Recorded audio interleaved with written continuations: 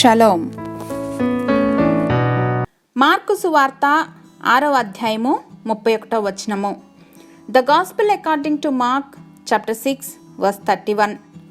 మీరేకాంతముగా అరణ్య ప్రదేశమునకు వచ్చి కొంచెము సేపు అలసట తీర్చుకొనుడని చెప్పెను.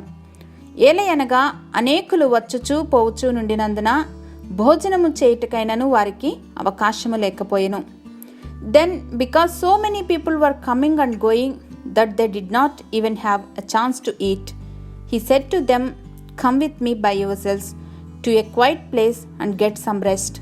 ఏదైనా ఒక పనిని ఎంతో కాలంగా చేస్తున్నా లేదా పరీక్షల కొరకు ప్రిపేర్ అవుతున్నప్పుడు, ఇంకా ఆఫీస్లో డెడ్ లైన్స్ మీట్ అవ్వాలని రెస్ట్లెస్గా పనిచేస్తూ ఉంటే కొంత సమయం విరామం తీసుకుని తిరిగి ఆ పనిని ప్రారంభించడం వల్ల నూతన ఆలోచన విధానం చేత నడిపింపబడతాం. స్ట్రెస్ అనేది తగ్గుతుంది, రీఛార్జ్ అవుతాం. అనేకమైనటువంటి స్టడీస్ కూడా మనిషికి రెస్ట్ అనేది అత్యంత ప్రాముఖ్యమని తేల్చాయి.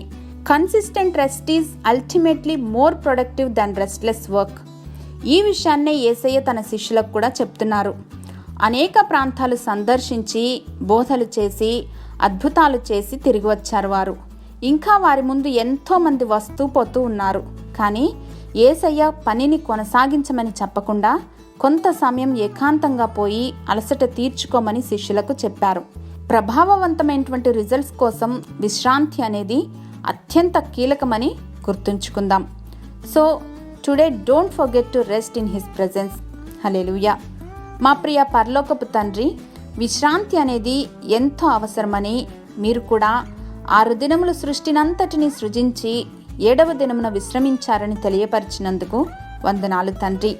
ఈ ఉరుకుల పరుగుల జీవితంలో కొంత సమయం విశ్రమించలాగున జ్ఞానోపదేశం చేసినందుకు యేసయ్య నామములో కృతజ్ఞతలు సమర్పిస్తున్నాం మా ప్రియ పరలోకపు తండ్రి. ఆమెన్.